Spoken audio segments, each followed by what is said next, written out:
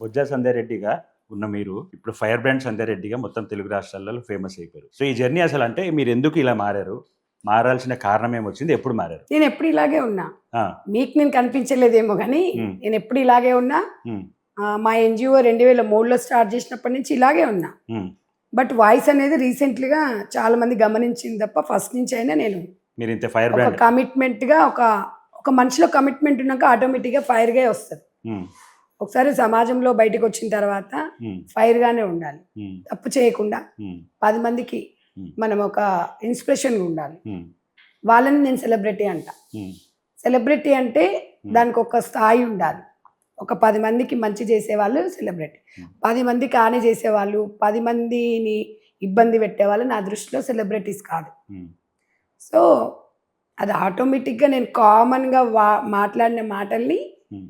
సమాజం రిసీవ్ చేసుకుంది. ఓకే. అంటే వాళ్ళ ఇన్నర్ ఫీలింగ్ అనమాట. నేను అనాల్సిన మాటలు, నేను మాట్లాడిన మాటలు ఉమ్, భలే చెప్తుంది, అందరం చెప్పలేము ఉమ్, అనే విషయము చాలా మందికి వాళ్ళ అమ్మలు అక్కలు నా బ్రదర్స్ కూడా చాలా మంది నన్ను ఓన్ చేసుకున్నారు. సంధ్యక్కగా, కొంతమంది అమ్మగా. సో ఇదంతా ఇప్పుడు వచ్చింది కాదండి, ఇది బై బర్త్లోనే ఉంటుంది, బ్లడ్లోనే ఉంది ఫైర్ అనేది. అంటే ఇప్పుడు ఒక టాపిక్ మీద, ఒక సమస్య మీద మాట్లాడే వాళ్ళు చాలా మంది ఉంటారు, నేను చూస్తూ ఉంటాను జనరల్గా. అవును. కాకపోతే మీరు ఒక విషయం మీద మాట్లాడుతున్నప్పుడు అది మీ ఇన్నర్ ఫీలింగ్ లాగా, మీరే ఆ పొజిషన్లో ఉంటే, మీరు అలాంటి సఫరింగ్ మీరు అనుభవిస్తే మీరు ఎలాంటి మాటలు మాట్లాడతారో మాకు అలానే కనిపిస్తుంది. అవును. సో నేనేమంటున్నానంటే, ఒక వ్యక్తి ఇంత రాటతేలాలి ఒక విషయాన్ని వాళ్ళ సొంత ప్రాబ్లం లాగా అనిపించుకోవాలనుకుంటే ఫస్ట్ వాళ్ళ లైఫ్లో కూడా ఎప్పుడైనా ఏదైనా అలాంటి సంఘటన జరిగి వాళ్ళకు ఒక వాయిస్ రాలేదేమో, వాళ్ళకి ఒకరు తోడుగా ఉండి ఇలాంటి ఒక మాట వాళ్ళ వెనుక నిలబడి ఉంటే బాగుంటుందేమో అఫ్ కోర్స్ ఇప్పుడు అని అలాంటి మీ లైఫ్లో ఏదైనా సంఘటన ఉందేమో అదే చెప్తున్నాను కదా. నేను పెరిగిన వాతావరణం ఉండొచ్చు, ఉమ్, నాకు జరిగిన సంఘటనలు ఉండొచ్చు, నా ఫ్రెండ్స్కి జరిగిన ఉండొచ్చు, నా రిలేటివ్స్లో జరిగిన ఉండొచ్చు, ఉమ్, నా కుటుంబంలో జరిగినవి ఉండొచ్చు. ఉమ్, సమాజంలో మదర్ ఫౌండేషన్లో నేను ఒక మదర్ ఫౌండేషన్ చైర్పర్సన్ ఉన్నా కాబట్టి వాళ్ళతో ఉన్న రిలేషన్ కావచ్చు, మహిళలతోని కొన్ని వేల మందికి ఒంటరి మహిళలకు ఒక అమ్మగా నేను ఉన్నాను కాబట్టి ఇవన్నీ ఈ ప్రాబ్లమ్స్ అన్నీ నా మైండ్లో ఉన్నాయి. ఈ సమస్యలు వచ్చినప్పుడు ఎట్లా అధిగమించాలి ఏంది అన్నప్పుడు. ఎందుకంటే ఒక మహిళ అంటే చాలా మంది, ఒంటరి మహిళ అంటే చాలా చులకన ప్రపంచం. మీరు ఎన్ని ఉండనియండి, ఆ మహిళ అనగానే ఎంత చులకన. అసలు ఎందుకు చులకనగా ఉండాలి? ఒక మహిళ తనకు స్వేచ్ఛ లేదా అనేది నాకు, అంటే నాకు ఇది అనుభవంతో వచ్చింది అంతే తప్ప నేనేమో పిహెచ్డీలు చేయలేదు నేను. అలాని కాదు, నా స్టేట్ క్వశ్చన్ ఏంటంటే, మీ లైఫ్లో మీకు ఏదైనా ప్రాబ్లం వచ్చి సంధ్యారెడ్డి లాంటి వాళ్ళు మీకు ఎవరన్నా అప్పుడు ఉండుంటే బాగుండు అన్న మూమెంట్ ఏమైనా ఉంటే చెప్పండి. మా నాకంటే ఏం లేవండి. నేను సమాజంలో చూస్తున్న సమాజంలో చూసినే నేను చెప్పలేదు. నేను పెరిగిన వాతావరణం అట్లాంటిది కాబట్టి నేను అతి చిన్న వయసులో మదర్ ఫౌండేషన్, నేను నా వయసు 18-19 సంవత్సరాలకే మదర్ ఫౌండేషన్ స్థాపించడము. ఇవాళ తెలంగాణ, ఆంధ్ర రాష్ట్రాలు, ఉమ్మడి ఆంధ్రప్రదేశ్లో దాదాపు ఇప్పుడు 8-9 లక్షల మంది మహిళలకి ఉచితంగా కుట్టు మిషన్లు నేర్పించడము, 30-32 వేల ఒంటరి మహిళలకి కుట్టు మిషన్లు ఇవ్వడము, వాళ్ళని హక్కులను చేర్చుకోవడము, ఒక ఉపాధి చూపించడము, బలహీన వర్గాల మహిళలకు నేను అండగా ఉన్నాను. నేను ఎప్పుడు కూడా కులాలు, మతాలు, తర్వాత ఈ పొలిటికల్ ఇలాంటి దానికి నేను మదర్ ఫౌండేషన్ సంబంధం ఉండదు. మదర్ ఫౌండేషన్ డిఫరెంట్ అన్నమాట. ఒక అమ్మగా ఒక ఫౌండేషన్, ఒక మహిళ ఆర్థికంగా ముందుకెళ్తేనే మనం వెళ్ళగలుగుతాము. ఈ రోజులలో ఆర్థికంగా నిలదొక్కుంటేనే కుటుంబంలో ఫస్ట్ గౌరవం ఉంటుంది. సో మనము ఎన్ని కోట్ల కట్నం తెచ్చినా, ఎన్ని కోట్ల ఆస్తున్నా తిని కూర్చున్నది అంటారు. అదే మీరు 10,000 రూపాయలు సంపాదించుకొని మీ కాళ్ళ మీద మీరు నిలబడితే ఆ గౌరవం అనేది వేరుంటుంది. ఆ గౌరవం అనేది చుట్టుపక్కల వాళ్ళు కాదండి, మన ఫ్యామిలీలో మన హస్బెండే మనకి గౌరవించాలి, అత్తమామనే గౌరవించాలి. మన ప్రపంచం అన్న ఏమనుకునే ఏం లేదు, కానీ ఇంట్లో అత్తమామ కానీ భర్త ముందు చులకన అయినామనుకోండి, గౌరవం లేదనుకోని, ఒక మహిళకు ఆత్మగౌరవం ఎక్కువ ఉంటుంది. ఆ మహిళకు ఆత్మగౌరవం అనేది చాలా ముఖ్యం. అన్నం లేకుండా బతకగలుగుతారు కానీ ఆత్మగౌరవం లేకుండా బతకలేదు. కాబట్టి ప్రతి లేడీ ఏదో ఒకటి చేయగలుగుతుంది. సరే చిన్న వయసులలో పెళ్లిళ్ళు చేసేసుకొని చదువు లేని వాళ్ళు ఉంటారు, మా జీవితం ఇంతేనా అనే వాళ్ళు కూడా ఉంటారు. అలాంటి వరకు ఈ టైలరింగ్ అనేది చాలా ముఖ్యం. టైలరింగ్ నేర్చుకొని కుట్టు మిషన్ ద్వారా కలెక్టర్లను చేసిన వాళ్ళు ఉన్నారు, ఐపీఎస్లను చేసిన వాళ్ళు ఉన్నారు. మనం ఈ టాలెంట్ అనేది ఎవరి సొత్తు కాదు అనేది నేను బాగా నేర్చుకున్నా. నేను పెరిగిన వాతావరణంలో పెద్ద చదువులు చదువుకోకపోయినా కూడా మనం ఉన్న దాంట్లో హ్యాపీగా ఎలా బ్రతకాలి, 10 మందికి ఎలా ఆదర్శంగా ఉండాలి, ఒక ధైర్యంతో సమాజంలో బతకాలి అనేది నేను బాగా నేర్చుకున్న గుణపాఠం అనమాట సమాజంలో. నేను ఎన్జిఓ పెట్టినప్పుడు 19-18 ఏళ్ళు అంటే యుక్త వయసు. అప్పుడు ఎన్నో ఆటపోట్లు చూసాం, ఎన్నో ఆకతాయి వాళ్ళు ఎన్నో ఉంటాయి. ఈ రోజు ఈ స్టేజ్కి వచ్చినామంటే 23 సంవత్సరాలు మా సంస్థ ప్రారంభించి ఈ రోజు వరకు కూడా స్టిల్ నా ఇప్పటి వరకు ఇంత స్ట్రాంగ్ గా ఉన్నామంటే నిజంగా కూడా నాకు మా మదర్ ఫౌండేషన్ ఇచ్చిన మహిళల మనోభావాలు, వాళ్ళు ఇచ్చిన ధైర్యం, వాళ్ళకి నేనున్నా అంటూ ఏదైనా కాల్ చేస్తే ఎనీ టైం కాల్ చేసినా కూడా మనం డెఫినెట్గా ఒక అక్కగా వాళ్ళందరికీ ముందుకుంటాం. కాబట్టి సమాజంలో మహిళలు మేము తక్కువ కాదు అనేది అయితే ఉండాలండి. అలా అని చెప్పేసి మగవాడి కన్నా నేనే గొప్పదాని అనే ఫీలింగ్ నాకు ఇష్టం ఉండదు. సమానత్వం కావాలి. సమానత్వం అనేది కొన్ని ఉంటుందండి. మగవాడికి ధీటుగా ఆడది వెళ్ళకూడదు ఎప్పుడు. ఇప్పుడు ఒక మగవాడు చేసింది మనం చేయలేము, మనం చేసిన పనులు మగవాడు చేయలేడు. కాబట్టి ఎవరికి వారే డిఫరెంట్. కానీ నేను మగోడులాగా నేను ఎందుకు స్వేచ్ఛగా ఉండొద్దు, నేనే మగోడు బనీ వేసుకొని బాల్కన్లో నిలబడతాడు, ఆడది నిలబడలేదు కదా. ఆ విషయమే మాట్లాడతాను నేను. నేను అనేది ఏంటంటే ఒక మగవాడు అనేది ఒక ఆడదాని పక్కన ఉంటుంది, ఒక కళ ఉంటుంది. మగవాడి పక్కన ఒక ఆడది ఉన్నా కూడా కళ ఉంటుంది. అదే నువ్వు సింగిల్ గా ఉన్నారనుకో ఇబ్బంది మిస్ అవుతుంది. కాబట్టి నేను అనేది ఏంటంటే ఇద్దరు ఇంపార్టెంట్ రోల్. బట్ నాకు స్వేచ్ఛ కావాలి, నాకు స్వేచ్ఛ అంటే అంగట్లో సరుకు కాదండి కొనుక్కొచ్చుకునేది. స్వేచ్ఛ అనేది అతి స్వేచ్ఛ అనేది ఉంటుంది. స్వేచ్ఛ ఉండాలి మనిషికి, ప్రతి మనిషికి స్వేచ్ఛ అవసరం. కానీ అతి స్వేచ్ఛ అనేది చాలా ప్రమాదకరం. వాళ్ళకి కాదు, వాళ్ళ ఫ్యామిలీకి కాదు, మొత్తం చుట్టుపక్కల కూడా ప్రమాదకరం. అతి స్వేచ్ఛ వల్ల ఇవాళ స్వేచ్ఛ లేక కావాలి స్త్రీ అన్నాం అని ఇవాళ మహిళ స్వేచ్ఛని ఇవాళ ఏ స్థాయికి వచ్చినాం, ఎట్లొచ్చినాం ఈరోజు. డెవలప్మెంట్లో లేదు కానీ ఇప్పుడు భర్తలను చంపి మిస్యూజ్ చేసే లెవెల్కి వెళ్ళిపోయినా. అట్లా ఉండొద్దండి. స్వేచ్ఛ అనేది ఏంటంటే 10 మందికి రోల్ మోడల్గా ఉండాలి, 10 మందికి మంచి చేసే విధంగా ఉండాలి, ఆదర్శ మహిళలాగా ఉండాలి, ఒక బిజినెస్ చేయాలి, 10 మందికి ఉపయోగకరంగా ఉండాలి. కానీ నేను మగవాడు వాడేంది వీడేంది కాదు. మగవాడు ఇప్పుడు ఇలా ఆడదాని విజయం వెనుక మగవాడు డెఫినెట్గా ఉండదు. నిజంగా అది అవునన్నా కాదన్నా ఈరోజు మేము బయటకు వెళ్ళగలుగుతున్నామంటే ఒకరోజు వెళ్తాము, 2 రోజులు వెళ్తాం. కానీ ఇట్లా రోజులు సంవత్సరాలు బయట తిరగాలంటే హస్బెండ్ సపోర్ట్ లేకపోతే, ఇంట్లో ఒక ఆడపిల్లకి హస్బెండ్ కానీ ఫాదర్ కానీ వాళ్ళ సపోర్ట్ లేనిది వెళ్ళలేం బయటికి. అంటే సపోర్ట్ అంటే వాళ్ళు ఏం మన తోక పట్టుకొని రారు, మేము ఉన్నాము వెళ్ళండి అని సపోర్టింగ్. కానీ వాడైంది నాకు చెప్పేది, వీడైంది వాడెంత అనేది నాకు ఇష్టం ఉండదు. నేను చెప్పే మహిళలు కూడా అదే చెప్తా. మగవాడిని ఎప్పుడు మనం గౌరవిస్తామో మనం హ్యాపీగా ఉంటాం. కొంతమందికి ఇష్టం ఉండదు, అఫ్ కోర్స్ 10-15% వాళ్ళు ఉంటారు. కానీ 80% ఇవాళ మనము ఏ విషయంలోనైనా మహిళలు బాగుండాలని కోరుకుంటారు, ఓ పద్ధతి ప్రకారంగా పెరగాలనుకుంటాం. కానీ మనకు లేని, కానీ ఏ తల్లి అయినా కూడా మనకు లేని లైఫ్ మన పిల్లలకి మంచి లైఫ్ ఇవ్వాలని కోరుకుంటారు. కానీ ఇప్పుడున్న రోజులలో అండి నాకైతే అసలు అప్పుడు రోజులైనా ఇప్పుడు అనిపిస్తుంది, అసలు అప్పుడున్న రోజులేంది ఇప్పుడున్న రోజులేంది. టెక్నాలజీ ఎంత పెరిగింది, ఆ టెక్నాలజీ ఎక్కడికి దారి తీస్తుంది. అసలు ఒక్కొక్కరు ఒక్కొక్క తీరము, యమునా తీరము, ఎవరికి వాళ్ళు. ఈ రోజులల్లో ప్రేమలు దోమలు ఏం లేవండి, అంత ట్రాష్. ఈరోజు అన్ని బంధాలు అనేది అన్ని ఆర్థిక బంధాలే. అసలు ఒకప్పుడు ఉమ్మడి కుటుంబాలు ఇవన్నీ ఉండేవి, ఇవన్నీ మిస్ అవుతున్నాం కదా. ఇది మొత్తము ఒకప్పుడు మనం నిద్ర వస్తే పడుకునే వాళ్ళం, ఇప్పుడు అసలు మనం మన ఫోన్ ఎదురు చూస్తుంటది అనమాట. వీళ్ళు ఎప్పుడు పడుకుంటారు, నాకు ఎప్పుడు రెస్ట్ దొరుకుతుందని. అట్లా అయిపోయింది. అంటే ఆ స్థాయికి వచ్చింది. చెప్పులు లేకుండా మనం బయటికి వెళ్తున్నాం, సెల్ ఫోన్ లేకుండా అయితే బయటకు వెళ్ళట్లేదు. అంటే ఆ స్థాయికి వచ్చినాము అంటే మరి అది మంచిగా చెడుగా నాకు ఒక్కొక్కసారి అర్థం కాదు. నిజంగా ఇవాళ మంచి ఉందండి, సెల్ ఫోన్లో చాలా మంచి బిజినెస్ ఉంది, మంచి నాలెడ్జ్ ఉంది, చాలా ఉంది. కానీ దాన్ని మంచికి ఎందుకు ఉపయోగించుకోవట్లేదు మనం అనేది నా ఆలోచన. అందుకే గ్రామీణ ప్రాంతాలలో మహిళలు కొద్దిగా చెప్పేవాళ్ళు లేక కూడా కొంచెం వెనుకబడి ఉంటాం. కాబట్టి మేము మా ఫౌండేషన్ నుంచి అవేర్నెస్ క్రియేట్ చేయడం, మదర్ ఎడ్యుకేషన్, రూరల్ డెవలప్మెంట్ అంటే అర్బన్ కానీ రూరల్లో కానీ ఒక భరోసా కల్పించే వ్యక్తిని ఎదురు చూస్తారు, డబ్బు కాదండి.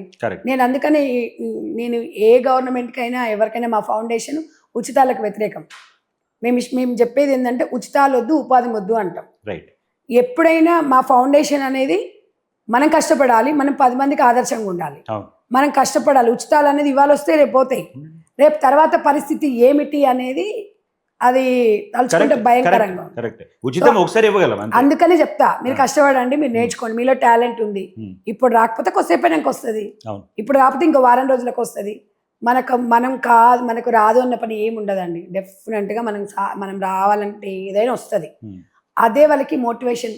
అసలు ఈ 45 రోజుల ట్రైనింగ్ ఎట్లా వస్తుంది, మేము చేయగలుగుతాం అనేవాళ్ళు 20 రోజులలో నేర్చుకొని వాళ్ళ బ్లౌజులు వాళ్ళు కుట్టుకొని వాళ్ళ సంతోషం చూస్తే అదే పెద్ద నాకు ఒక గొప్ప తెలుసా, నాకు 100 కోట్లు సంపాదించినంత విలువ.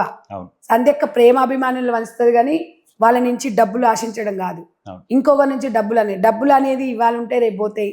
డబ్బు ముఖ్యమండి, డబ్బు కాదు మళ్ళీ ముఖ్యం కాదని కూడా అనను. డబ్బు అనేది నిజంగా ఎంత కష్టపడి సంపాదించవచ్చో తెలుసు, కానీ ఫస్ట్ మహిళా భద్రత ఉండాలి. మహిళకి భద్రత లేకపోతే మనకి పరిస్థితి ఏంది? ఈ పథకాలు అనేది సంక్షేమం అనేది తర్వాత, మహిళకి భద్రత అనేది చాలా ముఖ్యం కదా. అందుకే చెప్తా నేను, మనం స్ట్రాంగ్గా ఉండాలి. రేపు ఏది జరిగినా మన పిల్లలకి మనము ఒక స్ట్రాంగ్ మదర్గా ఉండాలి అంటే మనం ఏదో ఒకటి నేర్చుకోవాలి, ఏదో ఒకటి పిల్లలకి మనం ఒక భరోసాను కల్పించాలి. మనము మగవాడితో సమానంగా మనం పోల్చుకుంటాం కానీ మగవాడు సమానంగా మనం సంపాదించలేం కదా, అందులో పోల్చుకోమంట నేను. పద్ధతులల్లా దాంట్లల్లా వాడు చేసేది ఏంది వీడు చేసేది ఏంటంటే నెవ్వరండి, ఎప్పటికీ మగవాడిలాగా ఆడది ఎప్పుడు ఉండలేదు, ఉండకూడదు కూడా. ఎందుకంటే గొప్పోడు ఎప్పుడైనా భర్తని రాజుని చేసి తిను రాణి కావాలి, కానీ ఆయన రాజు అదే అని చెప్తున్నాను కదా, భర్తను బానిసం చేసి నేను రాణిని అవ్వాలనేది నేను ఇష్టపడను.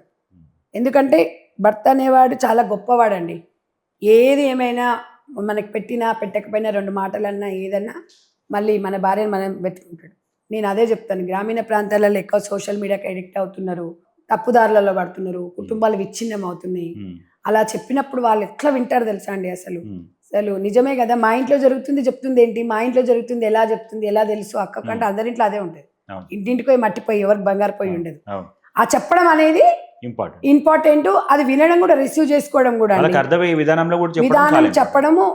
వాళ్ళలో నేను అలాగే ఏమే అది కాదే ఇది కాదే అంటుంటే వాళ్ళు ఫ్యామిలీ మెంబర్ లాగా అనిపిస్తుంది. మనం అలా కాదండి ఇలా కాదండి అంటే లాంగ్ వెళ్ళిపోతుంది, ఓన్ చేసుకుంటాం. ఏమి ఇట్రావే అంటే నా చెల్లిలాగా, ఇట్రా నాన్న అది కాదురా ఇది కాదురా ఇట్లా రా అది రా అన్నప్పుడు అలా ఒక ఓన్ ఫీలింగ్స్ వస్తాయి. అట్లున్నప్పుడు వాళ్ళు మనని ఓన్ చేసుకోగలరు. మనం కొంచెం స్టైల్గా ఉన్నాం అనుకోండి, కొద్దిగా అది ఉన్నాం అనుకో, వాళ్ళు దగ్గర కూడా రాలేరు. ప్రేమ అనేది గొప్పదండి ప్రపంచంలో. ప్రేమలు కానీ అప్పుడున్న ప్రేమలు వేరు, ఇప్పుడు అన్ని డబ్బులతో కూడిన ప్రేమలే. అదే చూసుకుంటున్నారు అంతే అంతే. అసలు నేను చెప్తున్నాను కదా, ఇప్పుడు అమ్మాయిలు మంచి అమ్మాయి దొరకాలి అని మగవాడు కోరుకుంటున్నట్టే మంచి అబ్బాయి దొరకాలని అనుకుంటారు, కానీ ఇప్పుడున్న పరిస్థితులల్లో 7th 8th క్లాస్కి 9th క్లాస్కి బాయ్ ఫ్రెండ్స్ని మెయింటైన్ చేస్తున్నారు. నాకు తెలిసి రాబోయే రోజులల్లో గతం ఏమైనా కానివ్వండి, పెళ్లి చేసుకున్నాక నాతో మంచిగా ఉందా లేదనే స్టేజ్కే రావాలి. ఇక అంటే ఎవరిని ఉద్దేశించండి కాదు, అక్కడ జరుగుతున్న సిచ్యువేషన్ చెప్తున్నారు. ఆ సిచ్యువేషన్ అట్లానే మార్పు రావాలి కదా, మార్పు రావాలండి. రావాలంటే సోషల్ మీడియా మంచిని తీయాలి. ఎప్పుడైనా సోషల్ మీడియా అనేది మంచిని రిసీవ్ చేయాలి, కానీ మనం ఎక్కువగా అదే చేస్తున్నాం. కాబట్టి దానివల్ల చాలా ప్రాబ్లమ్స్ అయితే వస్తున్నాయి. సో ఏదేమైనా కానివ్వండి, మనం సమాజంలో ఒక బాధ్యతగా ఉండాలి. సమాజమే దేవాలయం అంటారు కదా, ప్రజల తీర్పు అంతిమ తీర్పు. అనుకూలంగా మనం ముందుకెళ్ళాలి, ఈ రకంగా వెళ్ళాలి అని ప్రతి మహిళ ఆదర్శంగా రాజకీయాలకు రావాలి, బిజినెస్ పరంగా అన్నిట్లో డెవలప్ కావాలి, తను స్ట్రాంగ్గా ఉండాలి, ఒక స్ట్రాంగ్ ఉమెన్గా అనేది నా ఆలోచన. సో మేడం, మీరు పెరిగిన వాతావరణం అని అన్నారు కదా, మీ వెనుక మీ బలం వెనుక మీరు పెరిగిన వాతావరణం కూడా బాగా హెల్ప్ చేసిన అన్నారు. సో మాకు ఎవరు తెలియదు, చాలా మందికి తెలుసుకోవాలని ఉంది. సంధ్య రెడ్డి గారి చైల్డ్హుడ్ ఏంటి, మీ చిన్నప్పుడు జర్నీ ఏంటి, మీ పేరెంట్స్ బ్యాక్గ్రౌండ్ ఏంటి? మా పేరెంట్స్ నార్మలేనండి, అగ్రికల్చర్ ఫ్యామిలీనే. మాది మాడుగులు, మాది మహబూబ్నగర్ డిస్టిక్, మాడుగుల మండలం. సో అత్తగారు నల్గొండ. సో నేను మొత్తం సిటీలోనే చదువుకున్నా. బ్యాక్గ్రౌండ్ పెద్దగా పొలిటికల్ బ్యాక్గ్రౌండ్ ఏం లేదు, కాకపోతే కొన్ని మా నాన్నమ్మ పోలికలు వచ్చినాయండి. మా నాన్నమ్మ కూడా ఇట్లనే ఏదన్నా ఉంటే 10 మందికి హెల్ప్ చేయడము, 10 మంది ఏదన్నా ఉంటే ఎవరి విషయమైనా నా విషయమే, నేను ముందుంటా అనేది, అంతే తప్ప మరీ మా ఫ్యామిలీ ఎట్లా అంటే ఇజ్జతు అంటే అన్నం తింటావా ఇజ్జతు అని అంటే అన్నం వద్దు నాకు ఇజ్జతే కావాలనే ఫ్యామిలీల నుంచి వచ్చినాను. ఫస్ట్ సొసైటీ స్థాపించినప్పుడు చాలా రూమర్స్ అప్పుడు పేపర్లు వచ్చిందంట, ఏమో అది పెట్టిందంట, ఎమ్మెల్యేలు ఎంబడి తిరుగుతుందంట, ఇట్లనంట, మన కాందాన్లో ఉందా, మన దాంట్లో ఉందా, ఏం చేస్తుంది, ఇట్లా చేస్తుంది, అది ఇదని పిల్లకి ఇట్లనా అట్లనా అనేవాళ్ళు. ఇవాళ సంధ్యారెడ్డి మా అక్క బిడ్డ, సంధ్యారెడ్డి మా అన్న బిడ్డ, సంధ్యారెడ్డి మా ఊరే, మా ఫ్రెండ్, అలా చెప్పుకునే గొప్ప చెప్పిన స్టేజ్ వచ్చింది. స్టేజ్ వచ్చింది. ఒకప్పుడు ఎన్నో ఆటుపోట్లు వచ్చినాయి, ఎన్నో ఉన్నాయి. అంటే సాధారణంగా ఇంట్లో ఆడపిల్లల్ని చాలా రిజర్వ్డ్ గా చాలా అలాగే పెంచారండి. కాకపోతే మీరేమో ఫస్ట్ నుంచి కొద్దిగా అగ్రెసివ్ టైప్ అంటున్నారు, సమస్యల మీద మీకు ఒక వాయిస్ ఉంటుంది. ఎప్పుడు మీ పేరెంట్స్ భయపడలేదా? అంటే ఆడపిల్లవి ఇట్లా భయపడే వాళ్ళు ఇలాగా చెప్తూ ఇలాగ విని ఇలాగ వదిలేసేదాన్ని. అదంతే బ్లడ్ లో వచ్చిందని ఏం చేయలేరు, కంట్రోల్ చేస్తారు తప్ప దాన్ని ఏం చేయలేరు. అప్పటి వరకు కంట్రోలే చేసేవాళ్ళు. అట్లా నాకు ఫస్ట్ నుంచి స్కూల్లో కూడా ఏదన్నా అర్థం కాకపోతే ప్రశ్నించేదాన్ని. నాకు అర్థం కావట్లేదండి అనేదాన్ని. అంటే ఏమి అమ్మాయి ఏంది అసలు ఇట్లా గట్టిగా మాట్లాడుతుంది అనేవాళ్ళు. వాళ్ళు ఏమనుకుంటారో వీళ్ళు ఏమనుకుంటారు, నాకు అర్థం కాకపోతే అర్థం కాలేదని చెప్తా. నేను ఫస్ట్ క్లాస్ అంటే సెకండ్ క్లాస్ ఫస్ట్ రాను అంటే అలా చెప్పడం ఫస్ట్ నుంచి. ఎందుకో నాకు ఒక సమాజం మీద ఒక సోషల్ సర్వీస్ అంటే సోషల్ కూడా మార్కులు ఎక్కువ వచ్చాయి.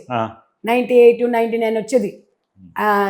అసలు ఎగ్జామ్ రాసేటప్పుడు కూడా అలా. అంటే ఎందుకో అది నాకు ఫస్ట్ నుంచి ఏదో ఒకటి చేయాలని. నాకు 9th క్లాస్లో మదర్ తెరీసా నానిటెల్ చదివేటప్పుడు అసలు నాకు ఏదో ఒంట్లో ఏదో అనిపించేది అది చదువుతుంటే. ఆమె కుష్టి వ్యాధి వాళ్ళకి సేవలు చేసేది కదా. అప్పుడు నేను కూడా చైల్డ్ లేబర్ డిపార్ట్మెంట్లో చేశాను ఒక 6 years. National child labour project అని చెప్పేసి గవర్నమెంట్ స్కూల్స్, ఇప్పుడు డ్రాప్ అవుట్ చిల్డ్రన్స్ ఉంటారు కదా, అప్పుడు నేను ఎడ్యుకేషన్ చేసేటప్పుడే పార్ట్ టైంగా చేసేదాన్ని. వీధి బాలలు దాని మీద. అప్పుడే నాకు ఏం స్కూల్లో ఉంటూనే లేదు, నేను కాలేజ్ 10th ఇంటర్మీడియట్ అప్పుడు అప్పుడు ఎంత అండి 10th క్లాస్ పాస్ అయితే ఇచ్చారు ఆ జాబ్స్. అక్కడ చైల్డ్ లేబర్ అంటే ఏముంది, అందరూ ఎక్కడ వీధి బాలను తీసుకొచ్చి ఒక హాస్టల్ లాగా పెట్టేవాళ్ళం అన్నమాట. అట్లా చేసేటప్పుడు అసలు వీళ్ళు వీధి బాలలు ఎందుకు అవుతున్నారు, అసలు వీళ్ళ అసలు ఏంటి పరిస్థితి అని పరిశీలిస్తే తల్లిదండ్రులకు చదువు లేకపోవడము, తండ్రి పట్టించుకోకపోవడం, తల్లి ఇళ్ళ పనికి వెళ్ళడము. దానివల్ల ఒక మహిళకు అవేర్నెస్ రావాలి, మహిళకు అవేర్నెస్ అయ్యి పిల్లలు బాగుంటారు అనేది ఆలోచన నుంచి పుట్టిన మదర్ ఫౌండేషన్. అంతకుముందు నేషనల్ చైల్డ్ లేబర్ ప్రాజెక్ట్లో నేను జాబ్ చేసేటప్పుడు డ్రాప్ అవుట్ చిల్డ్రన్స్ని బాగా ఎక్కువ మూసీ నది ప్రాంతంలో, ఈ మూసానగర్ ఉంటుంది చెదరగడ్డ దగ్గర, అక్కడ కొన్ని స్కూళ్ళల్లో టీచింగ్ చేసేదాన్ని. అలా పార్ట్ టైంగా మేము జాబ్ కూడా చేసామన్నమాట. ఎప్పుడు ఏదో ఒకటి చేస్తూ చేస్తూ చేస్తూ ఒక సామాజికంగా ముందుకెళ్ళడము. తర్వాత నేను మహిళా సమైక్య లీడర్ని. అప్పుడే చంద్రబాబు నాయుడు గారు ఉన్నప్పుడు 99లోనే నేను సమైక్య లీడర్ని. మా కింద ఎన్నో సమైక్యలు ఉండే, స్పందన గ్రూప్స్ ఇట్లా. అది చేస్తున్నప్పుడు మహిళలని మోసం చేస్తున్నప్పుడు నిలదీసి అధికారులను నిలదీసేదాన్ని. అంటే వెనక బ్యాక్గ్రౌండ్ అని ఎప్పుడు చూడలేదండి. నా ధైర్యమే నాకు ఒక అదంతే. ఇంకా ఆ ధైర్యం అనేది ఎవరినో చూసుకొని వస్తే ఇంతగా అది యాక్టింగ్ ఉంటుంది తప్ప రియాలిటీ ఉండదు. ఆడవాళ్ళకి అలంకరణ అంతా ఈ జ్యువెలరీ నుంచి వస్తుంది, మీ అలంకరణ మీ ఆ నేచర్ నుంచి వచ్చిందని నాకు అనిపిస్తుంది మీతో మాట్లాడుతూ ఉంటే. నాకు కూడా అప్పుడు అట్లాగే ఉండేది. అరే ఇది తప్పు కదా, ఇది అంటే చదువుకుంటేనే సంస్కారం వస్తుంది అంటారు, కానీ చదువుకు సంస్కారం సంబంధం లేదండి. నా విషయంలో కొంతమంది బాగా చదువుకున్న వాళ్ళు ఏం సంస్కారం ఉంది చెప్పండి. సంస్కారం ఉంటే ఇట్లా ఎందుకు ఉంటుంది పరిస్థితులు. వెనకటికి అందరు ఏం చదువుకొని వాళ్ళ మేధావులు అయింది చెప్పండి, ఏం చదువుకొని మంత్రసాలను అయింది చెప్పండి. డాక్టర్లు ఇవాళ డాక్టర్లు చదువుకుంటున్నారు, ఇవాళ డాక్టర్ల పరిస్థితి ఏంది. ఇలా ఒక ఉపాధ్యాయుడు చెప్తే ఇలా ఎంతో పెద్ద పెద్ద వాళ్ళ ఇలా ఉపాధ్యాయుడు మాటలైన పరిస్థితి ఉన్న సిచ్యువేషన్. ఇవన్నీ చూస్తుంటే నాకే అనిపిస్తుంది, అంటే ఇంకా నాకన్నా ఏజ్డ్ వాళ్ళు ఎట్లుంటుంది వాళ్ళ పరిస్థితి. నేను అనేది ఏంటంటే అప్పుడు చైల్డ్ లేబర్ డిపార్ట్మెంట్లో చేసి అది అయిపోయిన తర్వాత తెలంగాణ ఉద్యమంలో కీలక పాత్ర పోషించిన 40 కేసులు నా మీద. 2009 అంటే అంతే ఉండొచ్చు, 35, 30. మీరు ఈ మదర్ ఫౌండేషన్ స్థాపించినప్పుడు 18 to 19 years. అవును. తెలంగాణ ఉద్యమం అప్పుడు తెలంగాణ జాగృతి కవితతో నేను మహిళా సమస్యల గురించి అని కోదండరాం గారు పెట్టినప్పుడు మహిళా జేఏసీ పెట్టిన నేను. ఆ జేఏసీ ఏంటంటే మహిళా హక్కుల గురించి పోరాటం చేయడానికి 2010లో పెట్టాము అది. సో అప్పుడు నేను తెలంగాణ ఉద్యమం కోసం నేను దీక్ష చేసిన. సో అట్లా నేను తెలంగాణ పోరాటం, రైల్వే జైలుకి పోయి వచ్చినాము. తర్వాత చాలా కేసెస్ ఉన్నాయి మా మీద, తెలంగాణ వంట వార్పు, మానవారము, అసెంబ్లీ ముట్టడి, చాలా కేసులు ఉన్నాయి అప్పుడు. సో అవన్నీ అయిపోయినాయి. బట్ అప్పుడు కూడా చాలా ఫ్యామిలీలో తిట్టేవాళ్ళు, ఈ అమ్మాయి ఏం పని లేదా, ఒక ఆడపిల్ల ఇట్లా పోతుందా అట్లా పోతుందా అని ఎవరు పట్టించుకునేదాన్ని కాదు. అప్పుడు అలాగే వెళ్ళాము. అలా అలా అలా అయిపోయిన తర్వాత తెలంగాణ జాగృతిలో కవితతో బతుకమ్మ సంస్కృతి సాంప్రదాయాలకు ఇష్టపడి తనతో ఒక 5-6 years జర్నీ చేసి తను ఎంపీ అయిపోయిన తర్వాత నేను బయటకు వచ్చేసాను. సో తర్వాత నేను అసలు ఇంకొకటి ఏంటంటే నాకు రాజకీయాలు అంటే ఫస్ట్ నుంచి ఇంట్రెస్ట్ ఉండదు. లేదా? ఇంట్రెస్ట్ అనుకుంటే నేను 2007లోనే నేను మదర్ ఫౌండేషన్ నుంచి ఒక 2000 మందిని ధర్నా చేశాం, కుట్టు మిషన్లు కావాలని. అప్పుడు రాజశేఖర రెడ్డి గారు అసెంబ్లీ అవుతుంది, మా సమస్యని పరిష్కరించిండ్రు. అప్పుడు పిలిచి మాట్లాడారు, మీకేం కావాలి తల్లి అని. నీకేం కావాలంటే నాకు కాదన్నా, వీళ్ళ కుట్టు మిషన్లు కావాలంటే ఎన్ని కావాలి తల్లి అని అడిగారు. 9 నాకు ఒక 1500 కావాలన్నా అంటే అప్పుడు కుట్టు మిషన్ 800 అండి, ఇవాళ 7000. 2000 కుట్టు మిషన్లు శాంక్షన్ చేశారు. సో కూడా చైర్మన్ సుధీర్ రెడ్డి గారు ఉండే, వాళ్ళ మీరు ఏ నియోజకవర్గం అంటే ఎల్బీ నగర్ అని చెప్పాము. ఆ రోజు నాకు పొలిటికల్లే కావాలన్నా, నాకు పదవులే కావాలని నేను అడగలేదు. ఆయన ఆ మాటకి ఇన్స్పిరేషన్ అయిపోయి 2000 కుట్టు మిషన్లు ఇప్పియడం, అట్లా ముందుకెళ్ళాం. ఫస్ట్ అంటే పొలిటికల్ స్టెప్ ఏది మీరు చెప్పండి? నేను పొలిటికల్ ఎంట్రీ ఫస్ట్ ఎప్పుడు ఏ పార్టీ? 2014 కాంగ్రెస్ పార్టీ. ఎప్పుడు కూడా ఏ పార్టీలో రిలేటెడ్ చాలా మంది ఏమనుకుంటారు, అప్పుడు మీరు తెలంగాణ ఉద్యమంలో పాల్గొన్నారు, పార్టీ రిలేటెడ్ గా లేదు. తెలంగాణ జాగృతి అనేది అది ఒక ఎన్జిఓ ఆర్గనైజేషన్. కాబట్టి నేను మహిళా విభాగానికి నేను అందులో కన్వీనర్ని, కాబట్టి తనతో పాటు చేశాను.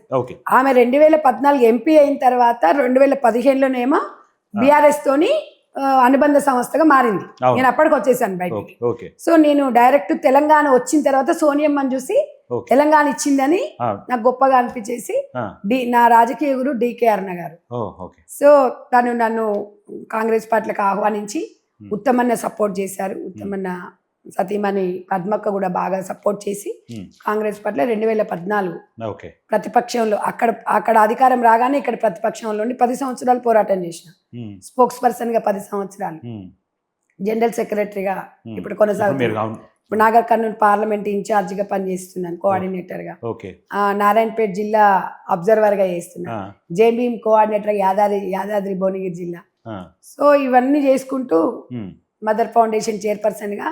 మదర్ ఫౌండేషన్ ఎట్లుంటది అంటే అండి, నాకు మదర్ ఫౌండేషన్ దగ్గరికి వెళ్ళినప్పుడు సంధ్యక్కనే, అంతే, నాట్ సంధ్యారెడ్డి, కాంగ్రెస్ పార్టీ ఇవన్నీ సంధ్యక్క, అంతే అంతే.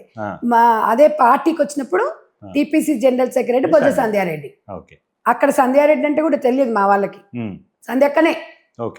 సో నేను ఎప్పుడు కూడా, ఎందుకంటే చాలా వివిధ రకాల పార్టీ వాళ్ళు ఉంటారు, వాళ్ళ మనోభావాలు మనం దెబ్బతీయొద్దు. మనం చేయాల్సింది ఏంది, ఉపాధి చూపిస్తుంది, అంతే, అంతవరకే ఉండాలి. దానికి పాలిటిక్స్ అది సంబంధం ఉండదు, నాకు ఇష్టం కూడా ఉండదు అట్లా. కులాలు మతాలతో కూడా ఇష్టం ఉండదు, అది వాళ్ళ అంతర్గత విషయం. మనం మోటివేషన్ చేస్తున్నాం, మనతో ఉన్నప్పుడు మనం హ్యాపీగా. మరి ఇవాళ సర్టిఫికెట్ల ప్రోగ్రామ్ పెట్టినా, ఏదైనా టీచర్స్ మీటింగ్ పెట్టినా వాళ్ళ ఖర్చులు వాళ్ళే పెట్టుకొని వస్తారు. ఇప్పుడున్న తరంలో డబ్బులు ఇస్తేనే మీటింగ్లకు వస్తారు.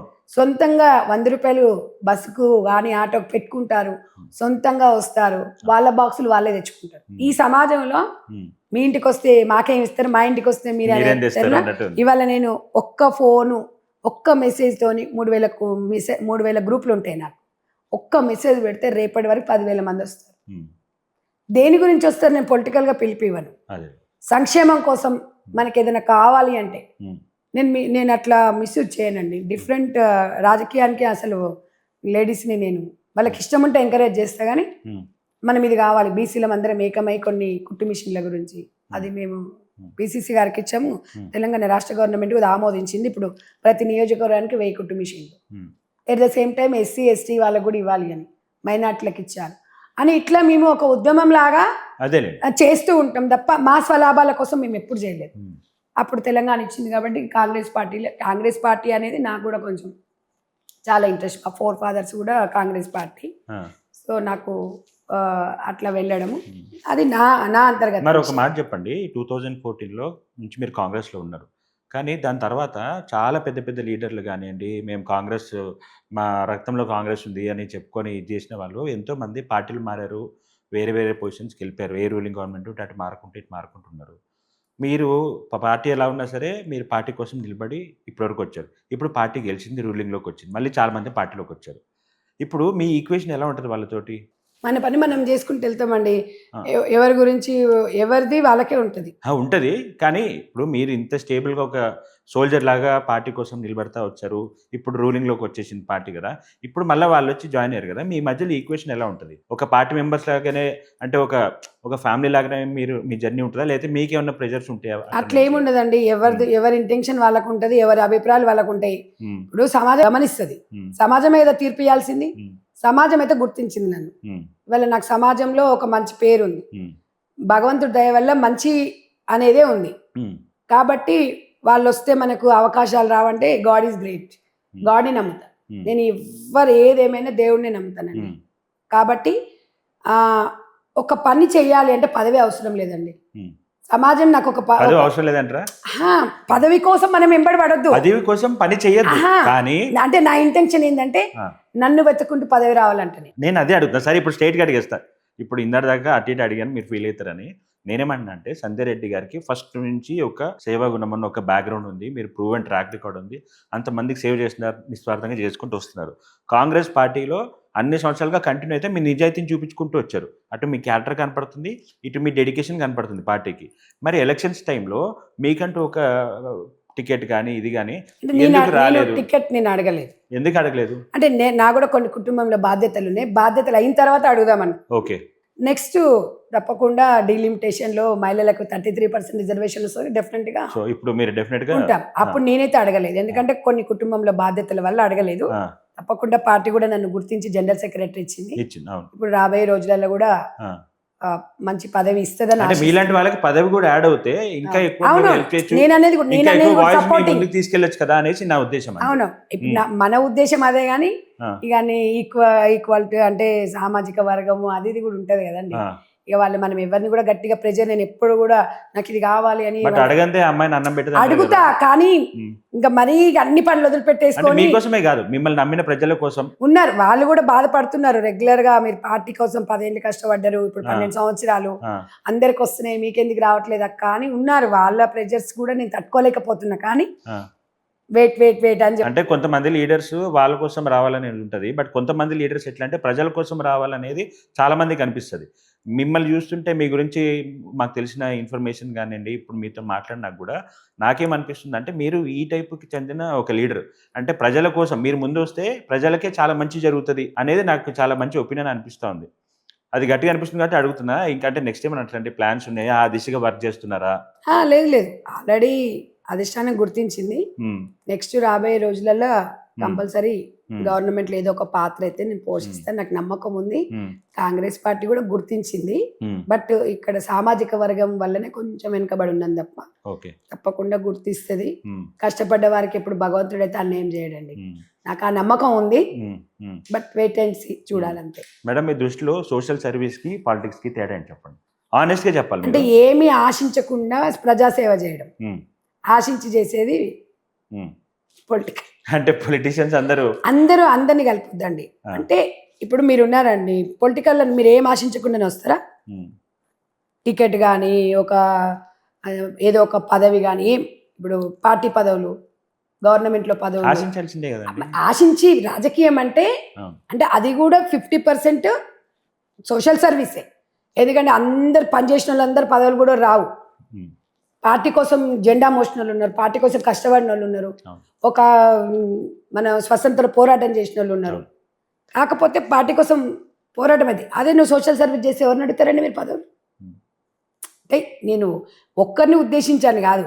ఒక పార్టీలోకి వచ్చినామంటే నేను ఇది కావాలి, నేను ఎమ్మెల్యేని కావాలి, నేను మంత్రిని కావాలి, నేను ఎంపీపీని కావాలి, నేను సర్పంచ్ని కాదనుకుంటే నేను వస్తారండి పార్టీలోకి? మరి సంధ్యారెడ్డి సమస్య కాదు అది. పాలిటిక్స్ లోకి వచ్చి అదే నేను అందుకే ఈ రెండిట్ల తేడా అందుకే చెప్తున్నా. రాజకీయ నాయకులు వస్తారు అంటే రాజకీయంగా పాపం వాళ్ళు కూడా జీతం భత్యం లేని వ్యక్తులు. అవునా కదా? ఇప్పుడు సోషల్ సర్వీస్ కి పొలిటికల్ కి ఉంటది. కాకపోతే ఏంటంటే పొలిటికల్ అనేదేమో రిలేటెడ్ అన్ని కంబైండ్ అన్ని ఈక్వేషన్స్ అట్లా. సామాజిక అనేది ఎట్లుంటదంటే ఒక పార్టీ సిద్ధాంతాల కోసం పనిచేయాలి పొలిటికల్ అంటే. సామాజికంగా అంటే మనం దాని సిద్ధాంతాలు కాదు, ప్రజల సిద్ధాంతాలే ఒక సోషల్ సర్వీస్. సో నేను ఎక్కువ శాతం ప్రజా సమస్యల పైన నా వ్యక్తిగతంగానే నేను ఎక్కువ శాతం స్పందిస్తా. ఆ స్పందించే గుణం అనేది నాలో ఉంది. నేను ఇది సమాజం ఇది కోరుకుంటుంది అని చెప్పేస్తాను. అవును. కానీ నేను జడ్జిమెంట్ చెయ్య. ఉమ్, ఇది ప్రజలు ఇది కోరుకుంటున్నారు, ఉమ్, దీన్ని మనం చేయాలి. ఉమ్, అందుకని అదే చెప్తాను అనమాట. ఉమ్, నేను అందుకే ఏదన్నా జరుగుతున్నప్పుడు ప్రజలు మారాలంట. నేను అవును. తమిళనాడు ఎలక్షన్లే మనం ఎగ్జాంపుల్ తీసుకోవాలి. ఉమ్, ఇవాళ విజయ్ గారు రూపాయి పంచకుండా సీఎం అయ్యారు. ఉమ్, అతనికి ఇచ్చి అదంతా మనం చూడాలి. అక్కడ తమిళనాడు ప్రజలు చాలా గొప్పోళ్ళు అంట. నేను అది కూడా అట్లా మన తెలంగాణ ఆంధ్ర కూడా మారాలి.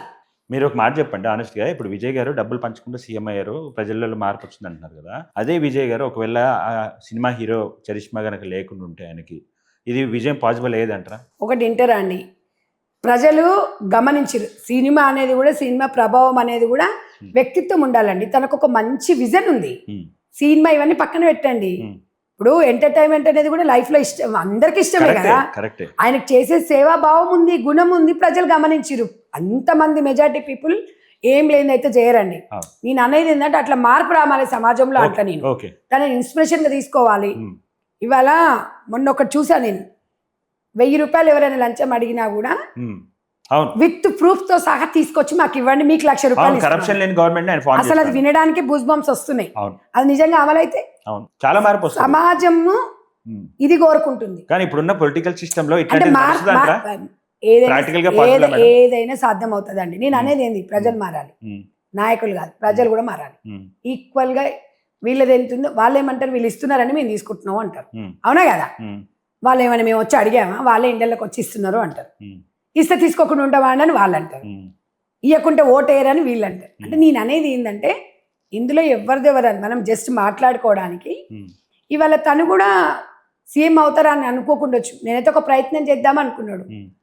ఇవాళ ఇళ్లలో పని చేసుకునేట ఆమెను చూసి ఎందుకు వేశారండి ఓటు? మాలో ఒక మనిషి తినైతే చేయగలుగుతుందని సమాజం మార్పు కోరుకుంది. మనం దాన్ని ఎట్లా తప్పు పడుతుంది చెప్పండి. కాబట్టి ఇలా చిన్న వయసు అమ్మాయి ట్యూషన్ టీచర్గా చెప్పుకున్న అమ్మాయికి ఇలా మంత్రి పదవి ఇచ్చిండు అంటే నేను కొన్ని హావభావాలు, అంటే నాకు ఒక ఎన్జిఓ పరంగా నేను వర్క్ చేశాను కాబట్టి నాకు అదే అనిపిస్తుంది. ఇంతమంది అభిమానం అనేది అది ఓటు రూపకంగా మారితే చాలా మంచిది. కానీ అంత మారకపోయినా 50% అన్న వాళ్ళకి ఉంటుంది. అవతలలో 10 రూపాయలు ఖర్చు పెడితే ఇక్కడ 5 ఖర్చు పెట్టినా మనను ఆశీర్వదిస్తారు. కానీ ఇవాళ ఆయన కాన్స్టిట్యున్సీలు 36 కాన్స్టిట్యున్సీలు పోయినట్టున్నాడు మొత్తం సోషల్ మీడియాని. అంటే నేను అనేది ఏంటో ఒకసారి అవకాశం ఇచ్చారు ప్రజలు, మంచిగా చేస్తే మంచిగా. సో నేనైతే చాలా హ్యాపీ అండి. ఒక NGO mother foundation chairperson, I'm very happy. తన ఫ్యామిలీ బ్యాక్గ్రౌండా లేకపోతే తన ఇష్యూస్ ఏమున్నాయా, తన personal issues I don't care. అంటే వాళ్ళ పర్సనల్ ఇంటెన్షన్, వాళ్ళ పర్సనల్ ప్రాబ్లమ్స్ మనకు సంబంధం లేదు. ఎవరి పర్సనల్స్ అయినా ఆ పర్సనల్ వల్ల నీకు వచ్చేది ఏం లేదు, నాకు వచ్చేది ఏం లేదు. ప్రతి ఒక్క వ్యక్తికి ఒక జీవితం ఉంటుంది, వ్యక్తిగత జీవితం ఉంటుంది. వ్యక్తిగత జీవితంలో నీది తప్పని నేను చెప్పలేను, నాది తప్పని మీరు చెప్పలేను. అది ఇద్దరికి సంబంధించింది, వాళ్ళ ఫ్యామిలీకి సంబంధించి. అది తీసుకొచ్చి సమాజం మీద రుబ్బడం కాదు. కనిపించేది మగవాడు అంతే కదా. ఏదైనా కూడా మగవాడిని మనం ఈజీగా మనం అనగలుగుతున్నాం, కొన్ని మగవాడు అన్ని బయటకు వచ్చి చెప్పుకోలేడు. కాబట్టి వాళ్ళ వ్యక్తిగత జీవితం, వాళ్ళకి స్వేచ్ఛ ఉంది, నేను కాదని. బట్ నేను అనేది ఏంటంటే అట్లంటే సంధ్యారెడ్డి అంటే విజయ్ని ఎంకరేజ్ చేస్తుందా అంటే, వ్యక్తిగత జీవితం ఎవరికైనా వ్యక్తిగత జీవితమే. నాట్ ఓన్లీ విజయ్ గారు లీడర్ గా ఫెయిల్ అయితే అప్పుడు క్వశ్చన్ లీడర్ గా. ఇప్పుడు ఆయన పర్సనల్ తో మనకేం సంబంధం? అంతే. ఆయన లీడర్ గా ఇది చేస్తాడు, ఇది చెయ్యాలి అంతే అనేదే మనం అడగాలి. ఆయన ఎక్కడ తిరిగితే, ఎక్కడ పోతే, ఏం జరిగితే, ఏమైంది అనేది వాళ్ళ ఇంటర్నల్ వాళ్ళు చూసుకుంటారు. అంతే అంతే. మనం ఓటేసి దానివల్ల ఎఫెక్ట్ అయ్యేది లేదు, మనకు అవసరం కూడా లేదు. సో మనకి ఇస్తున్న హామీలు ఇస్తున్నాడా, మనకు చేస్తున్న పని చేస్తున్నాడా, అట్లా. ఇప్పుడు తన బాక్స్ తను తెచ్చుకొని తినగానే అది కూడా ట్రోల్ చేస్తున్నారు. అది కూడా కష్టమే జనాలకి. అంటే వాళ్ళకి కొన్ని అలవాట్లు అయిపోతాయి సినిమా దాంట్లో ఉన్నప్పుడు కూడా కొన్ని. అంతేలేండి, కరెక్ట్. కానీ నేనేమనుకుంటున్నా అంటే సాదా సీదా లైఫ్ ఇవన్నీ చూసినాం మనం, ఈ అంగు ఆర్భటాలు చూసినాం. ఇదేముంది పెద్దగా మనకు, ఇది మనకు ఒక ప్రజలు ఒక బాధ్యత ఇచ్చారు, ఆ బాధ్యతను అది చేసుకోవాలని. కొంతమంది అట్లా కామెంట్స్ పెడుతుంటారు చూడండి, ఇంకా మారదా సమాజం అనిపిస్తుంది నాకు. మారాలి, అలానే ఉంటారు. సరే చూద్దాం. ఎందుకు మన దగ్గర కూడా కొంతమంది ఉన్నారు, కొన్ని నియోజకవర్గాలలో డబ్బులు లేకుండా కూడా పైకి వచ్చిన వాళ్ళు ఉన్నారు. అట్లా రావాలండి సమాజంలో. రాజకీయ వ్యవస్థలో మార్పు రావాలి, ఏ పార్టీ అయినా కానివ్వండి. ఆ వాళ్ళలో మార్పు రావాలి, ప్రజలలో రావాలి. ఇవాళ లంచగొడితనం అనేది ఉండొద్దు, అవును. నిరుద్యోగ సమస్య ఉండొద్దు, అవును. విద్య ఆరోగ్యం ఉమ్, ఈ రెండే. ఉమ్, నేను అదే చెప్తున్నా కదండి, మహిళా భద్రత. అవును. ఈ పథకాలు ఇవి అవి అనేది మనిషి స్ట్రాంగ్ గా ఉన్నప్పుడు మనిషి మంచిగా ఉంటేనే కదండి పథకాలు అమలు పరిస్థితి. అవునవును, కరెక్ట్ నువ్వు పథకాలు తెచ్చుకొని ఏం చేస్తావు, ఒంట్లో 100 రోగాలు పెట్టుకొని. కరెక్ట్. అందుకని ఒక విద్య ఆరోగ్యం అనే దాని మీద దృష్టి, మహిళా భద్రత, మహిళా సాధికారత అనేది నాకైతే చాలా ఇంట్రెస్ట్ ఫస్ట్ ఓకే, నుంచి ఓకే. ఒక ఉమెన్ గా. ఇంకొక మాట అంటే మీరు చాలా విషయాల మీద మాట్లాడుతుంటారు, మీ వాయిస్కి ఒక విలువ ఉంది కాబట్టి ఒక్క క్వశ్చన్ అడగబోతున్నాను మిమ్మల్ని. మత మార్పిడులు ఇవి జరుగుతున్నాయి కదా మేడం, దాని మీద మీ ఒపీనియన్ ఏంటి అసలు? అది నాకు మీరు సమర్థిస్తారా? అంటే అట్లని కదా, అది ఎవరి ఇంటర్నల్ విషయం అండి. నేను అంటే నేనేమంటున్నాను, లేదు వినండి, అంటే ఎవరి మతం వాళ్ళకి గొప్పది గొప్పది కాబట్టి అది వాళ్ళ, ఇప్పుడు నువ్వు మారు అనగా ఎవరు మారరండి, మీకు ఇష్టం ఉంటేనే మారుతారు. దాని మీద మనం కామెంట్ చేయడం అనేది అది కూడా వాళ్ళ అంతర్గత విషయం. బై ఫోర్స్ తో చేయించడం తప్పు ఉండొచ్చు, వాళ్ళు ఇష్టపూర్వకంగా మారుతున్నారు అన్నప్పుడు రాజ్యాంగం స్వేచ్ఛనిచ్చింది అని మీరే చెప్తున్నారు. మళ్ళీ స్వేచ్ఛనిచ్చింది అన్నప్పుడు మనం ఎట్లా క్వశ్చన్ చేస్తాను చెప్పండి. ఎవరైనా నువ్వు మారాలి అని చెప్పి బాగా ఫోర్స్ చేసి చేయడం తప్పు. వాళ్ళ ఇష్టంగా వాళ్ళు మారినప్పుడు రాజ్యాంగం ఇచ్చింది కాబట్టి దాంట్లో నో కామెంట్స్. దాంట్లో నో కామెంట్స్. సరే మేడం, ఫైనల్గా ఒక మాట చెప్పండి. సంధ్య రెడ్డిగా మీరు మా తెలుగు రాష్ట్రాలలో ఉన్న ఆడవాళ్ళకి కానివ్వండి, లేకపోతే మగవాళ్ళకైనా కానివ్వండి, ఒక ప్రజలకు కానివ్వండి, మీరు ఏ మెసేజ్ ఇవ్వాలనుకుంటున్నారు? ఏం లేదండి, నేను చెప్పాను కదా, మహిళలకు భద్రత కావాలి, మహిళా సాధికారత. బట్ ఇప్పుడున్న పరిస్థితుల్లో మగవాళ్ళకు కూడా భద్రత కొద్దిగా అవసరం అనిపిస్తుంది. నేను అదే చెప్పనీకపోతున్నా. ఎట్ ద సేమ్ టైం స్వేచ్ఛ పేరుతోని విచ్చలవిడిగా మనం తయారైతున్నాం కొంతమందిని. స్వేచ్ఛ ఉండాలి, బట్ మన కుటుంబం అనేది కూడా ముఖ్యము, మన పద్ధతులు, మన సాంప్రదాయాలు మాత్రం డెఫినెట్గా అవసరము. నేను 100% మగవాళ్ళు చెడ్డవాళ్ళని నేను చెప్పను. 99% మంచి వాళ్ళు ఉంటారు, 5-10%, 95% మంచి వాళ్ళు, 90% పెట్టుకున్నాం, 10% వాళ్ళు ఉంటారు. ఏదేమున్నా మహిళలకు ఓపిక అనేది ఉండాలి. ఎందుకంటే భూదేవి అంత సహనం ఉంటుంది స్త్రీకి అంటారు కాబట్టి. మరి ఇవాళ మగవాడు చేసిన వేషాలు మనం చేస్తే మన పిల్లలు ఈ రకంగా వచ్చారు కాదు కదా. ఏదైనా పొద్దున అనుకోవాలి, సాయంత్రం వరకు ఉండాలి. కుటుంబాలు విచ్ఛిన్నం కావద్దు, సర్దుకొని పోవాలి. మట్లోకి పోయినా ఇంటోడే, మన ఇంటోడే మనకు గొప్పోడు, బయటోడు ఎప్పుడు కూడా మనోడు కాదండి. అది మాత్రం నేను మహిళలకు చెప్తా. మీరు అమ్మాయిలు కూడా ఒక మీ స్టెబిలిటీగా మీరు చదువుకొని ఒక ఉద్యోగం చేసినాకనే పెళ్లి చేసుకోండి. చదువుకునే ఏజ్లో ప్రేమలు అనే దగ్గరికి రానివ్వకండి. ఈ కల్చర్ మొత్తం నాశనం చేస్తుంది. ఒక సెలబ్రిటీ పిల్లలు, డబ్బు ఉంది, అది ఉంది అని చెప్పేసి మనకు ఎంత ఉన్నా మన కల్చర్ని, మన మైనర్గా ఉన్న మన పిల్లల్ని 18 years ఇక్కడ అబ్బాయిలను చక్కగా పెంచాలి. అమ్మాయిలని కాదు, అబ్బాయిలని.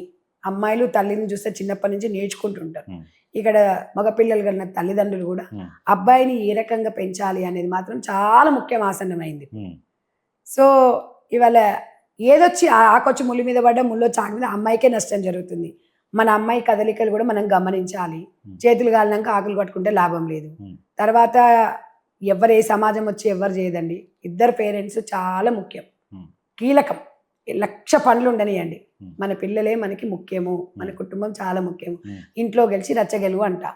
కాబట్టి మహిళలు మనం కొంచెం సమయ స్ఫూర్తితో ఉంటే మన కుటుంబం చాలా హ్యాపీగా ఉంటుంది. నువ్వు నేను అన్నాం అనుకో, ఇంకా మన మీద డిపెండ్ అయిన మన పిల్లలు ఇబ్బంది పడాల్సి వస్తుంది.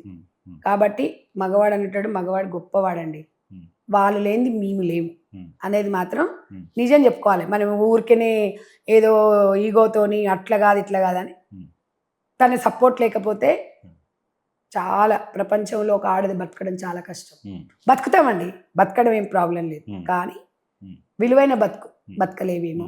మనం ఎంత బాగున్నా ఒక ఒంటరి మహిళ భర్త లేకపోతే, ఒంటరి అనే దానికి విలువ లేదు కదా మేడం. అదే అబ్బాయి అయినా అమ్మాయి అయినా ఒంటరి అనే దానికి విలువ లేదు. ఎక్కువ శాతం ఇంకా మహిళ మీద. ఇప్పుడు ఒంటరి అంటే మగవాడు ఎక్కడ పోయినా వాడు అడగరు.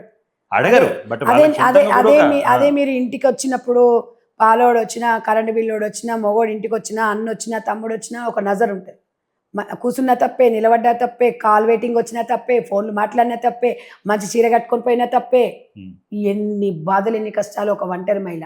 కాబట్టి ఒక ఒంటరి మహిళ నేను దేవతతో పోలుస్తాను. ఎందుకంటే తన పిల్లల కోసం ఎలా ముందుకెళ్ళాలన్న ఆలోచన విధానంలో ఉంటే ఈ చుట్టుపక్కల వాళ్ళని పట్టించుకోవాల్సిన అవసరం లేదు. తను ఉన్న బాధ అనేది, దాని పెయిన్ అనేది, ఆమె పెయిన్ అనేది నిద్ర లేని రాజులు గడుపుతుంది. పిల్లలు ఎట్లా పైకి తీసుకురావాలి, ఎట్లా అని. ఒక్కొక్కసారి ఒక మగంతో మాట్లాడాల్సి వస్తుంది, ఒక్కొక్కసారి మగవాళ్ళ బండి మీద పోవాల్సి వస్తుంది. మగవాడిని సపోర్ట్ లేకుండా ఎట్లా పోతాం? రాత్రి ఏదైనా అవసరం వస్తుంది. అంత మాత్రం దానికి ఇట్లాంటివి లేకుండా మంచి ఒక ఒంటరి స్త్రీ అంటే ఒక దేవతతో సమానంగా నేను పోలిస్తాను.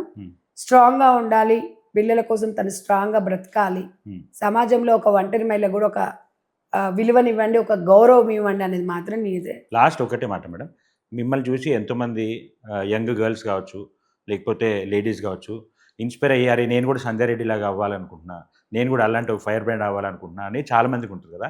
అలాంటి వాళ్ళందరికీ మీలాగా అవ్వాలనుకుంటే వాళ్ళు ఏ దారి పాటిస్తే మీలాగా అవ్వచ్చు అనుకుంటున్నారు? అది ఇట్లా చెప్తే ఏం రాదండి. సమాజం మీద జరుగుతున్నవి మనం అప్పటికప్పుడు మాట్లాడుతుండాలి, ఒక అవగాహన. అంటే అది ఒక్కటే కాదు, మీరు బయట మాట్లాడే విషయాలనే కాదు, మీలాంటి ఒక స్ట్రాంగ్ లేడీ, ఒక లేడీ సింగం లాగా సమాజ సేవ కూడా చేసుకుంటా ప్రజల ప్రాబ్లమ్స్ని ఇది చేసుకుంటే మనం కొంచెం సమాజానికి కొంచెం టైం అయితే ఇవ్వాలండి. మనం అంటే కమిట్మెంట్తో ఉండాలి. కమిట్మెంట్ మెయిన్ ఈ టైమింగ్ అంటే టైమింగ్. సో నేను ఆడ అంటే నేను లేడీని, అట్లే నేను వెళ్తే నాకు ఇబ్బంది ఉంటుంది అట్లాంటి ఒక బెరుకు పెట్టుకోకుండా అగ్రెసివ్గా వస్తే చాలంటారు. మనం ఆడ మగ అనేది మర్చిపోవాలి, పనిలో ఆడమని స్ట్రాంగ్గా ఉండాలి. మనం ఈ పని చేయాలనుకుంటున్నాం, ఓకే 10 మంది పది మంది వాళ్ళు మెచ్చాలి వీళ్ళు మెచ్చాలంటే ఏం చేయలేవు. నువ్వు చేయాలనుకునే చెయ్యి. ఓకే, ఎవరైనా ఇలా ఉంది అన్నప్పుడు సరిదిద్దుకో. ఓకే, నీకు మంచిగా అనిపించింది నువ్వు చెయ్యి. రైట్. సెకండ్ ఆప్షన్ మిగతా వాళ్ళది. ఓకే, ఒకవేళ ఎవరైనా మన విలువైన సమయాన్ని వాళ్ళు ఒకవేళ ఇలా కాదన్నప్పుడు సరిదిద్దుకునే ప్రయత్నం చెయ్యి. నీకు మంచి అనిపించింది నువ్వు చెయ్యి, అంతే. వాళ్ళు అంటారు వీళ్ళు అంటారు అంటే మాత్రం ఏం చేయలేవు. అది మాత్రం ఒకసారి బయటికి వచ్చిన తర్వాత వెనుకకి తిరిగి చూడొద్దు. మంచి అయినా చెడైనా బట్ ఫైట్ చేయాలి. 10 మందికి ఆదర్శంగా ఉండాలి. ఫైట్ అంటే అదే సమాజంతో మనం ఒక కమిట్మెంట్. ఈ పని చేయాలంటే అంతే, ఎన్ని అవరోధాలైనా అది చేసి తీరాలి డెఫినెట్ గా. డాక్టర్ ఉట్టిగా 10 మంది ఒకరిని చంపితేనే వైద్యుడు అవుతాడు అంటారు కదా, ఎగ్జాంపుల్ అంతే కదా. ఒకసారి ఇట్లా అయిందంటే తాకుతుంటాయి దెబ్బలు, ఎన్నో తాకుతుంటాయి. అబ్బా ఇలా అన్నప్పుడు అప్పుడు ఇట్లా జరిగింది కదా, ఈసారి జాగ్రత్తగా ఉండాలి. ఎవ్వరం అందరికీ మంచి వాళ్ళు మన ఏముండదని, మన జీవితంలో అనుభవాలే చాలా గొప్పవి. నాకైతే జీవితంలో చదువుకున్న జీవితంలో చూసిన అనుభవాలే నేను ముందుకెళ్తున్నా. బుక్కులు చదివి, సినిమాలు చూసి, స్టోరీలు చెప్పి విన్నాయి కావు ఇవి. ఇలా అయితే ఏమవుతుంది, ఇది అయిపోతుంది, చెప్పేస్తాం. అది అనుభవం ఉంది కాబట్టి. ఇలా ఉంటే ఇట్లా ఉంటుంది, జరగబోయేది ఏంటి అనేది. కొన్ని 6 సెన్స్ కూడా చెప్తుంటాయి నాకు, ఇలా అంతే. ఇక గాడ్ ఈజ్ గ్రేట్. దేవుడి మీద భారం వేయాలి, ఫ్యామిలీ సపోర్ట్ తీసుకోవాలి, వెళ్ళాలి. అన్ని పనులు చేయాలి. డబ్బు ఉంటేనే పని చేస్తామని కాదు, డబ్బు లేకుండానే బిజినెస్ చేయాలి.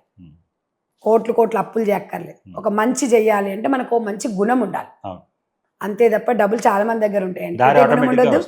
కాబట్టి నేను అనేది ఏంటంటే, ఒక మహిళ ఏదో ఒకటి సాధించాలి అంటే కమిట్మెంట్తో పని చేయాలి. కమిట్మెంట్ లేకపోతే మీరు ఎంత వేసినా వేస్ట్ అండి. అది మాత్రం నేను కమిట్మెంట్. ఇప్పటికి 23 సంవత్సరాల నుంచి నిరంతరం మహిళల్లో తిరుగుతూనే ఉంటాం, చేస్తూనే ఉంటాం. గ్రామీణ ప్రాంతాలలో ఎన్నో అవేర్నెస్ ప్రోగ్రామ్స్. మాకేమో అడగరు ఎవరు. 9 o'clockకి వెళ్ళాలంటే ఆ ఊరికి 9:30 అంటే 9:30కి వెళ్ళిపోతాను నేను వెళ్ళిపోకుండా నష్టం ఏం జరగదు. కానీ నేను కమిట్మెంట్ ఎవరో చూస్తారు, ఎవరో వస్తారు, ఎవరో నన్ను అడుగుతారని కాదు, నీ అంతరాత్మనే నీకు ఒక సాక్ష్యం, అది మాత్రం నమ్ముతాను. థ్యాంక్ యూ మేడం, మీరు ఇంత బిజీ టైంలో కూడా మేము అడగగానే వచ్చి మాకు మీ విలువైన టైం ఇచ్చినందుకు. అండ్ మీ వాయిస్ వల్ల ఇంకా ఎంతోమంది ప్రాబ్లమ్స్కి ఒక సొల్యూషన్ రావాలి, ఎంతోమందికి మీ ద్వారా ఇంకా మంచి జరగాలి. అండ్ మీరు కూడా ఇంకా ఎక్కువ సేవలు చేసే లెవెల్కి మీరు వెళ్ళాలి, గవర్నమెంట్లో ఒక మంచి లీడర్షిప్ పొజిషన్లోకి రావాలని కోరుకుంటూ all the best madam. Thank you.